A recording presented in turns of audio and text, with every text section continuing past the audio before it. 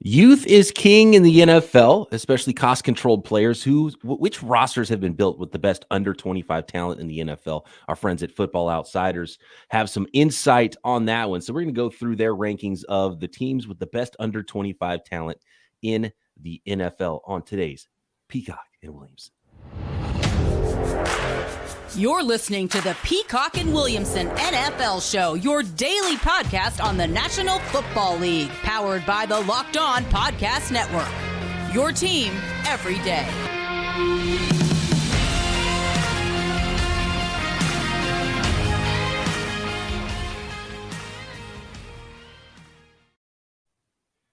Welcome to the Peacock and Williamson NFL Show. Brian Peacock and Matt Williamson with you here. As always, we're getting close to the rest of the league, breaking out into preseason games. This weekend, Matt, is a lot of fun. The Hall of Fame game was not all that much fun, so a little bit more. Still might not see a lot of starters this weekend, but we're getting close to football. We are a month away from the regular season. This episode, by the way, is brought to you by BetOnline. BetOnline has you covered this season. More props, more odds, more lines than ever before. BetOnline, where the game starts. And I do want to thank everybody for making Peacock and Williamson your first listen here on the Locked On Podcast Network, your team every day. Matt, we always appreciate the work that the folks at Football Outsiders put together. And I'm excited to dive into this one because you and I both geek out on, roster building and team building and stuff like that. And I think this really goes to show which teams have built the best core of young talent going forward. These are the best teams probably right now because, look, under 25, you can be a superstar in the NFL. It's not like Major League Baseball where you don't start producing in a lot of cases until your late 20s. And that means these teams that have drafted and developed very well on top of it, right? So they're set up now. They're set up probably into the future. 100%. And I'm a massive Football Outsiders fan. I've gotten their almanac and been a subscriber to their site for as long as I can remember.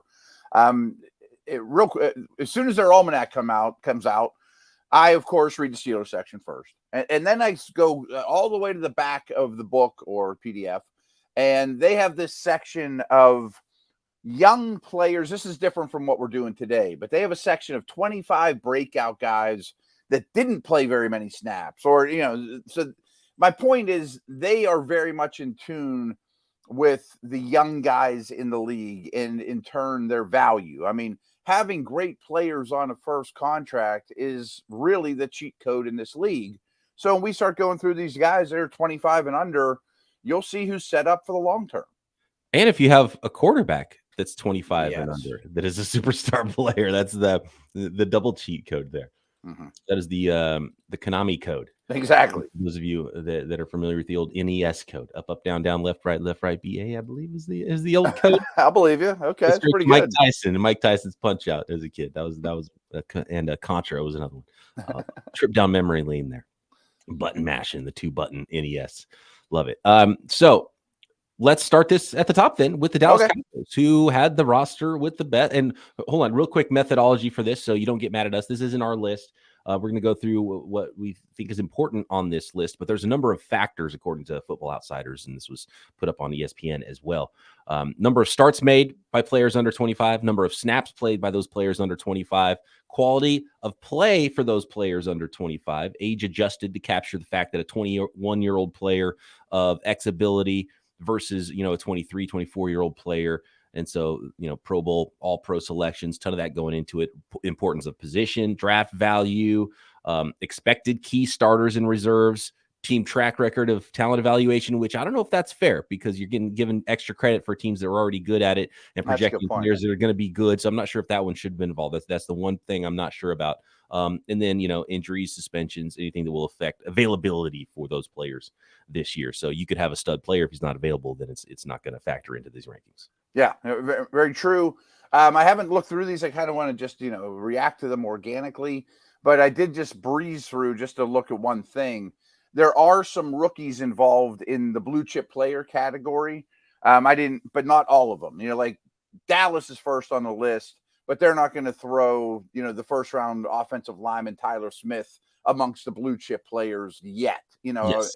not every first round pick is going to be listed in the blue chips just because Yes, they're a first round pick. they take it into consideration with Mm-hmm. extra emphasis placed on those premium picks for those 2022 draft picks in the first couple of rounds. Right, like I saw Sauce Gardner's on the Jets list, as he should be. Yeah. I don't think Smith should be on the Cowboys list yet. And even just early returns, like some players, it's like, okay, you learn really quickly. You get worried. Treylon Burks has asthma and can't practice. You're like, uh-oh, that's scary, and then a player like Sauce Gardner's putting up good reps. Yeah, exactly. A player who's not been this only look and training camp is a small sample. It's almost like Senior Bowl week, right? With training camp, because you get there, you're there for a week or two, you're watching some one-on-ones, practices are pretty short. It's a small sample. So there's a lot of training camp superstars that don't end up being good players or vice versa, guys that are struggling early and all of a sudden they blow up when the season starts.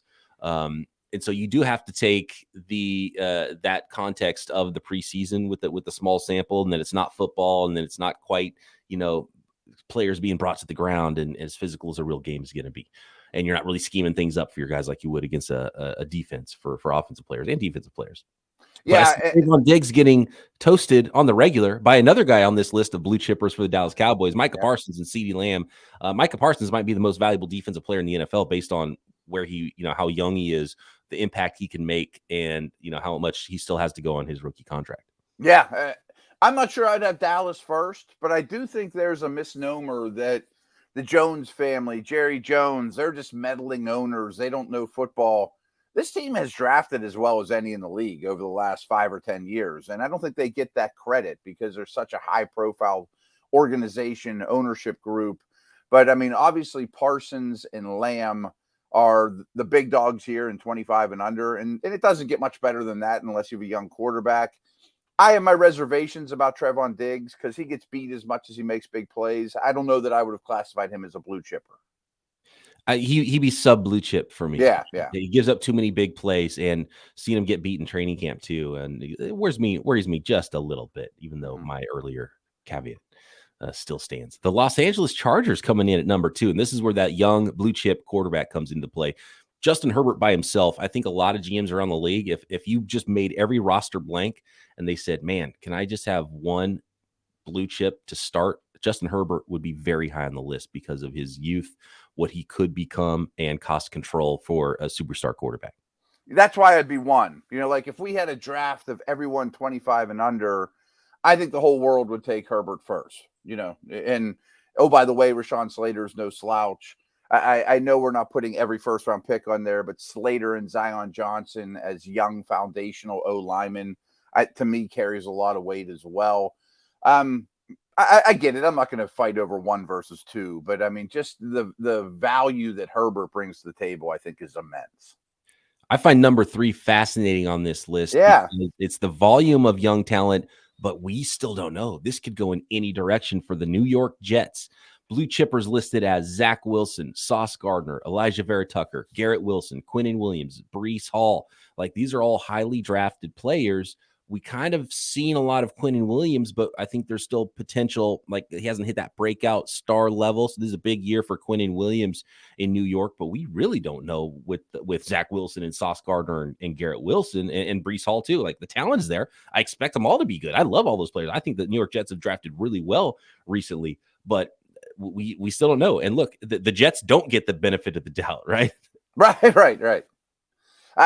I was just saying the exact same thing you did. I think Quinnen Williams might break out, but I think Williams and Vera Tucker, we know are good starters at a minimum, maybe more to come. Probably is. The rest of them are all unknowns, but I like them. And I think the team building strategy the Jets have employed will pay off a big way. And hey, I like Elijah Moore as much as these guys too. Didn't even make the list. Yeah, and the other first rounder, Jermaine Johnson, as well. Yeah, he's not to be found either. So yeah, great young core. We'll just see what they turn into. Mekhi Becton, there's highly drafted players from previous years, and and this is under 25 list, so I think the line for blue chippers is lower for them in this article. I think you're right. Yeah. Because I think none of those players should be blue chippers because we don't know. And Quinnen Williams hasn't played to that level yet either. And he's the only player we've really seen a lot of on that list. That's a good point. What is exactly a blue chip player? Because if you look around the NFL, I mean, how many blue chip offensive tackles are there? 5, 6, so they're gonna stretch that blue chip term, I think, here a little bit for the sake of the article, which I get. And then the other note too is it's kind of interesting to me is because of COVID, more players came into the league over age than in recent years. So our cutoff here is age, not NFL experience. This list is going to get a little leaner because some guys come in at 24 and they have a good year and then they're not eligible anymore. We're not going to go through every single team on the list here, but the most interesting teams on the list, we'll check in on the bottom of the list for sure as well. Teams that are old, and they better be good if they're old, because that's a bad combination if you're bad and old in the NFL. But we got to let the folks out there know about Dave. Be honest with me. Some people out there, you might be living paycheck to paycheck, struggling to make ends meet.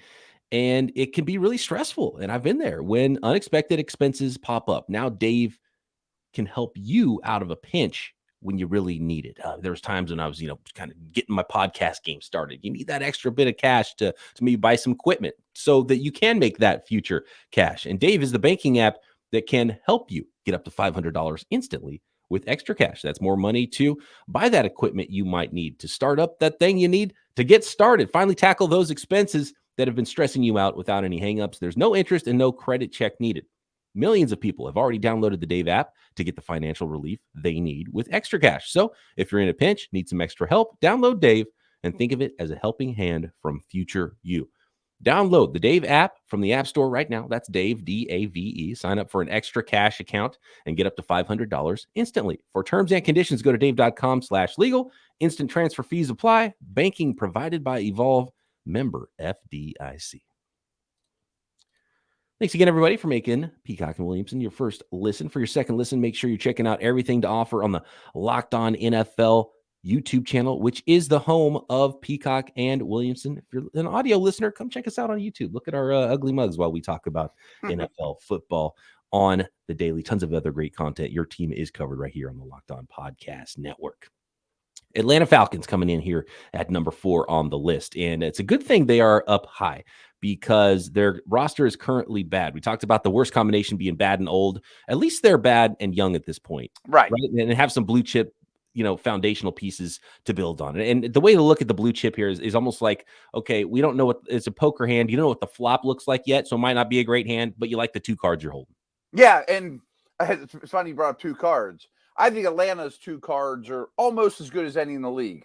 Pitts and Terrell. I mean, to me, those guys are great foundational players in important positions. I'm just calling Pitts a pass catcher, not necessarily a tight end. They throw Drake London in here. I'm fine with that. He's the top 10 picks, to be determined. I'm warming up to him a little bit more for fantasy. But besides Ritter, I mean, if Ritter hits, that's a home run, of course. I don't really see anybody else. Like, I see Pitts, Terrell, if you don't include London, fine, and then a Cliff. Like, there's not like 10 other young dudes I'm excited about.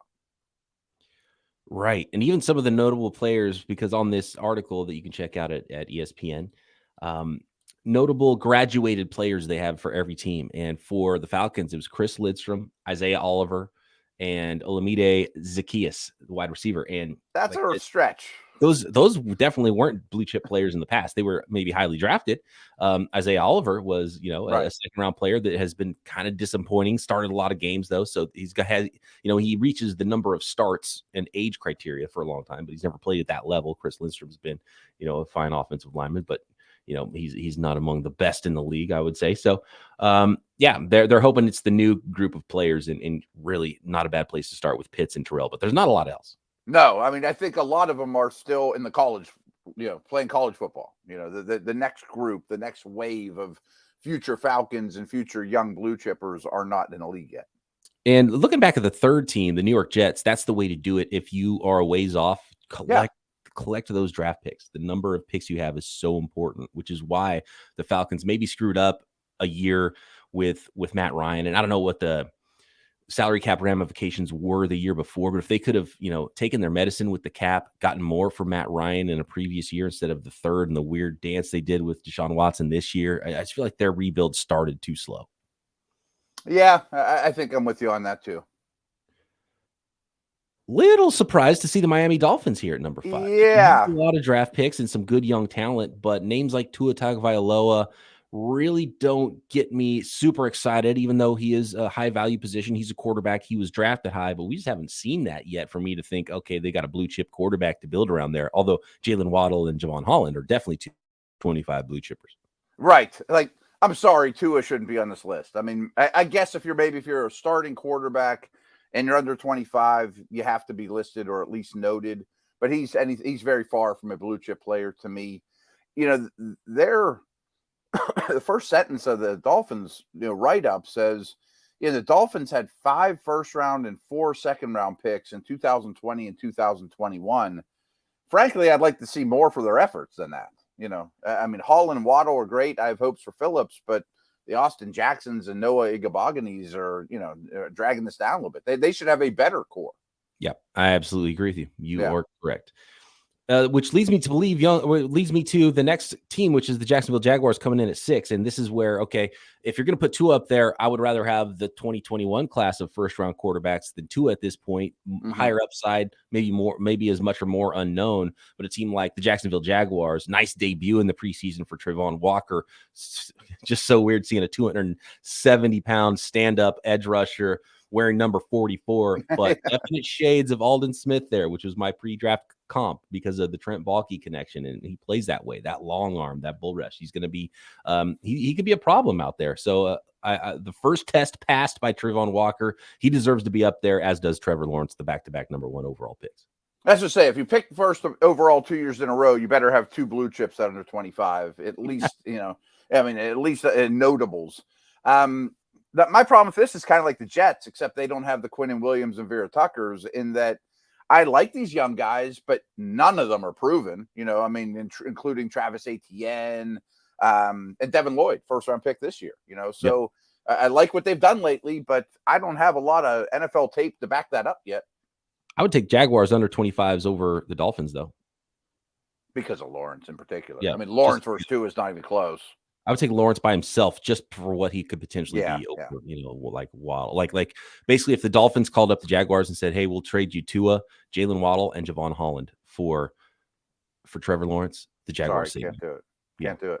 Yeah. And Joe Burrow is over 25, but I wonder, besides Herbert, would Lawrence be the first quarterback taken still? I bet he would if we had a draft. That's a good question. As we go through this, I think we'll probably how they would rank right now. Quarterbacks under 25, if you're just drafting, I think even if you were just, because obviously quarterbacks are so valuable, if you're drafting under 25 players in the NFL, I think it would go Herbert, Lawrence. Maybe Lawrence too. Like I'm taking Lawrence over, CeeDee Lamb or Micah Parsons, and it's no knock on those Cowboys. Just I want a quarterback, and I'm taking Lawrence over any rookie quarterback. I'm taking Lawrence over any second-year quarterback. So that doesn't leave much. Yeah, and players like Parsons and Jamar Chase, they would go high, but they wouldn't go ahead of the quarterbacks. No, Rashawn Slater and those guys, they would not go ahead of the quarterbacks.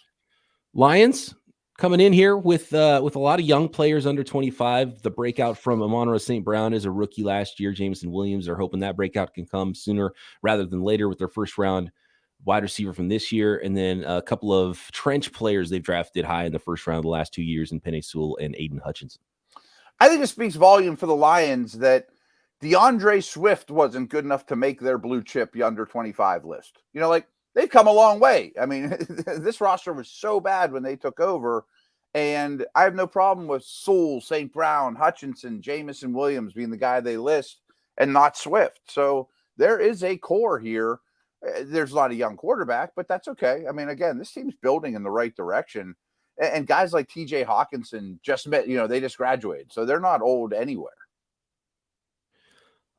A lot riding on the shoulders of Jalen Hurts in Philadelphia. The Philadelphia Eagles coming in at number 8. They've got Devontae Smith, Jordan Davis, first rounders from the last couple of years, and Jalen Hurts listed as the blue chip players there. And, Hurts under 25 started a lot of games. I would probably he's a better quarterback right now than Tua. Is he going to continue to be a better quarterback than Tua, even though Tua took his job at Alabama, which is super interesting?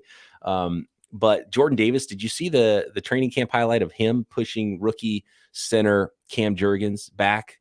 And Jurgens is like got this great technique and a flat back, and he's like trying to anchor, and Jordan Davis just keeps coming, and he cannot stop him from going forward. Is a really amazing rep because Jurgens isn't the biggest offensive lineman. He's a little bit bigger, I think. I thought it was Kelsey at first, but it's actually Cam Jurgens. But Jordan Davis is just so big. Yeah, so big and powerful and just an unstoppable force. I think he'll be a great player. What's most encouraging to me with the Eagles is the guys that just graduated. Jordan Mailata and A.J. Brown are one of the best left tackles and wide receivers in the league, and they're just over 25. So if we want to, arbitrarily throw 25 as the number, they don't count, but they're still young and very important. Yes. Another team that's got some recent graduates in Joe Burrow we talked about and Jesse Bates still have guys like Jamar Chase and T. Higgins. So the Cincinnati Bengals are up there, even though someone like Joe Burrow graduated. And I would imagine the Bengals might have been number one on this list last year. Did Joe Burrow just turn 25? I think so. Yeah. A little bit older of a prospect coming out. So he wasn't under 25 for very long in the NFL because he was a fifth-year senior. Mm-hmm. Losing Bates hurts too. I mean, that's two of their most important players, Burrow and Bates. But Higgins and Chase by themselves hold a ton of value. Chase might be the number one receiver, either him or Justin Jefferson, I would assume. To stay, the NFL moves quick, and to stay a hot young team, they need a Dax Hill or someone like that to be on this list next year. Not that the Bengals are getting old, but it's just all of a sudden there's not as many names as you think there, and they're young blue chips.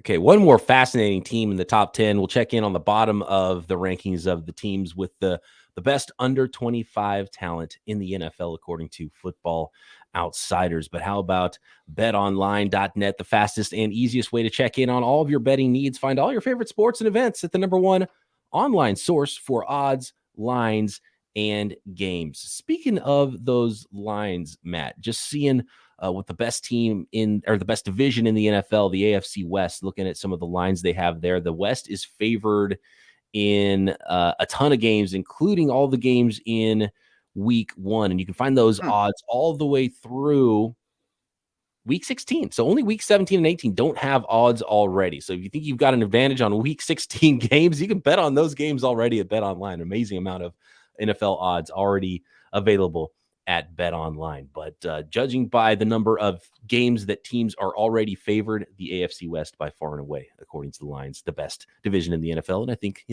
we would agree with that. Yeah. Matt, find news and reviews of every league, not just the NFL, Major League Baseball, NBA, NHL, combat sports, esports, golf, live in-game betting as well. And of course, all the information you need to place the smartest wagers and scores. Head over to BetOnline today and use your mobile device to learn more about the trends and action. BetOnline, where the game starts.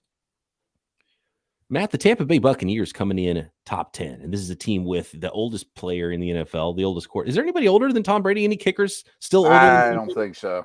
I think that's a hard one to keep up with. Yeah. It's always like a kicker or a punter that's the oldest player in the NFL, and that stops being the case, I think, at some point for Tom Brady. Which I think pretty Vinatieri's done. I think he was older, but that might be it. Yeah, Vinatieri, by the way, looking really old just because of how gray he became at the end of his career. Is like amazing seeing him. It's like, man, this guy's still an NFL football player. Looks like right. His grandpa out there. But the blue chippers that the Tampa Bay Buccaneers have and tons of talent under the age of 25 is pretty remarkable. And a bunch of those guys already graduated too. So this is not counting Carlton Davis or Sean Murphy-Bunting, Jamel Dean, those talented corners they have, Jordan Whitehead, Ronald Jones, some other young players on the team, not counting those guys. They've graduated and are over 25, but they still have Tristan Wirfs, Devin White, Antoine Winfield listed as the blue chippers here for the Bucs. This was impressive to me, and I think this is a very impressive organization. It's not just because they lured Brady away from New England, because immediately you think of Tampa Bay and you think, wow, they're in it to win it. They don't, they're an old team, Gronk, Evans, Brady, of course. When the old timer hangs it up, they'll have nothing. They'll bottom out. But they've drafted quite well, so their young core there is pretty impressive. New York Giants are next just because of their 2022 draft picks. I'm going to go beyond that because we just have no idea what that's going to look like. I'm going to go all the way down to the bottom of this list and the teams with the least amount of New York 25 talent. And I guess it shouldn't be much of a surprise because they haven't had any first-round picks to replenish, even though it is a very talented team that just won the Super Bowl. 32 is the Los Angeles Rams. 0 blue chippers, according to I don't see any, right. Under 25. Yeah, I guess is Akers under 25? Yeah, he's listed here, but he can't give him a blue chip designation. I mean, he got to be available. Yeah, and something like he's part of a committee running back group there. Yeah, this year. I don't know. Henderson's getting a lot of run with the ones, so we'll see. It's all worth it because they have a ring, but at some point, I think not drafting in the first round for many, many years in a row is going to come back to haunt you. They've had a lot of picks. So just because of the criteria of the higher drafted players, maybe they do end up with some really stud under 25 players that they've drafted the last couple of years in the middle or late rounds, but we just don't know yet. And it's harder to project those than it is a team like the team with the second least amount of blue chip young talent, and it's the Tennessee Titans, and all they have is they traded away a guy who just turned 25 for another wide receiver in Treylon Burks in the first round. That's the only player listed here as a potential blue chipper. I do think it's noteworthy that Jeffrey Simmons didn't quite count because that would bump them up dramatically. Yes. But this team really worries me. I mean, I guess, a Caleb Farley could turn into that, but how do you list them there now after one season of, barely playing? A lot of early picks on corners, and some of those guys could maybe become this, but they also have an old quarterback. So I don't like where Tennessee is big picture or short term, to be honest with you. Malik Willis, we'll see if he could potentially get there, but he wasn't drafted in the first couple of rounds, so he doesn't get the extra credit of potentially being that blue chipper. Christian Fulton's had a lot of injuries recently. Roger McCrary, second round pick, could maybe get there, but yeah, not a lot to hang your hat on for the young talent in Tennessee. No, I'm a little worried about it. Arizona Cardinals, Kyler Murray, Marquise Brown, Christian Kirk. A lot of those players are no longer under the age of 25. So the only player listed here, and I don't know if this is a blue chipper in my mind, is Jalen Thompson, the safety. They might be last, to be honest with you. Well, wait. This is where I don't understand. So the most and they mentioned this in the article, Isaiah Simmons and Zaven Collins. They haven't played at a high enough level and don't play, as an off-ball linebacker duo. They don't play a high enough value position to be considered listed in the blue chippers spot. I mean, they haven't played enough games, but I would certainly put them in there ahead of Jalen Thompson. So at least they have some young talent on the team. But you're right, this is a little bit scary. Rondale Moore deserves some credit. They drafted Trey McBride in the second round or third round this year. Second rounder, right? Second. He was their first pick, yeah. And some of those guys will be better. The linebackers, McBride, I'm fine with that. But this team is pretty much all in. They're kind of in it to win it, and I don't think they're good enough to win it. All these teams are really you're splitting hairs on deciding which team has the least amount of under 25 talent. But I might consider the Raiders at the bottom of this list because they don't even have those talented linebackers like the Cardinals have that were drafted early last year. Some of their recent drafts have just been just awful. And, if it wasn't for like fourth round gems like Max Crosby, I don't know where this team would be as far as talent. You get guys like a fifth rounder Hunter Renfrow and Max Crosby. Those are important because their entire 2020 draft is gone pretty much. Yeah. And Renfrow and Crosby don't qualify. The only name I can come up here scrolling through this that has any, real case is Trayvon Moehring, the safety. But I don't have a problem with him not being on here. I mean, it would be nice if Henry Ruggs was on here. I mean, that's not exactly the Raiders' fault, but now they don't have a first-round pick coming in. Like, this is a little frightening if I'm a Raiders fan looking at this because they have a case to be last. Very frightening. Very. In fact, I think they should be last. Catches up to you quick. Yeah, I think they should be last, yeah. A few more teams at the bottom. I think there's a big delineation here between 29, 30, 31, and 32. Those last four teams are clearly at the bottom because even though the Seattle Seahawks don't have Russell Wilson, their star quarterback anymore, they still have DK Metcalf. They just drafted a guy who's looking good in camp in Charles Cross in the top 10. I really think that Kenneth Walker is going to be a good player. Boye Mafe, their second round pick. So they do have some young talent on the Seahawks that can kind of get this rebuild going a little bit. Yeah, I agree. Mafe and some of those other guys in this draft class could be in there. At least they have, it's kind of like Atlanta we talked about. Like, they're bad, but at least they're young, Right. And similarly, I mean, the Green Bay Packers, they had some weird drafts recently, but they added a bunch of talent this year in the draft, young players. And 2 first-round picks. Yeah, and Rashawn Gary coming into his own as a star player on the edge. Eric Stokes looking like a starting caliber corner. So they're all the way down at 27. There must be some really good teams in the middle with their under 25s because I like what the Green Bay Packers have going on, even though they've got some funky business going on and some players graduated like Jair Alexander and Darnell Savage don't really count anymore. Yeah, I would not have them this low. I mean, just Gary in itself, I think, has a lot of value. Stokes had a really good season, 2 first-round picks on top of that. And Jordan Love and A.J. Dillon are both under 25. Like Dillon to me has value. I don't know what to do with Love. Now, what if Love balls out in the preseason? I'm sure he's going to play a ton in the preseasons. I'd play him like every snap. Wyatt, Quay Walker, Christian, Watson, all top 50 picks this year? I think they'd be closer to 15 or 12 in terms of young under 25 talent. I like where Green Bay's young roster guys are. And it continues. We'll stop here. 25 on the list. You can go check out the article if you want to see the teams in the middle. But, man, the Cleveland Browns have some young stud blue chip players as well. Jedrick Wills, offensive tackle. Greg Newsome, which I think was a hit for them last year in the first round at corner, and a huge hit. In fact, that 2021 draft is going to look really nice for the Cleveland Browns if Greg Newsome and Jeremiah Owusu-Koramoah continue on the path they're on. Yeah, you actually skipped over the Texans, but there's really not much to say with them. There's only really Stingley, which they don't have as good a young core as you'd like for being as bad as they've been, but maybe it's beginning. But you're Definitely right. The Texans under the Packers for sure. Oh, yeah, 100%. You're right on the Browns, though. I mean, Willis, Newsome, JOK. Okay, I'll take that. That's a good jumping off point for me. I mean, they're reasonably young. They don't have a first-round pick next year, and they're going to have some cap problems, so they better be, All right, fun look at the league and some of the foundational pieces that some NFL teams have or do not have as we go into the 2022 NFL season. Tomorrow, we are going to do the Twitter Tuesday thing. We're not going to be able to go live, Matt, traveling back and forth from Steelers camp. I just got back from 49ers camp, having a lot of fun camping here, but getting really anxious for the real thing to happen. So it's going to be fun to see the league break out into their preseason games this weekend. Get your questions into Matt and I anytime during the week for our Tuesday episodes at BD Peacock, at Williamson NFL on Twitter, or you can drop them in the comments on our YouTube page. Make sure you're subscribed up on the Locked On NFL YouTube channel. Matt and I back tomorrow right here, Peacock and Williamson.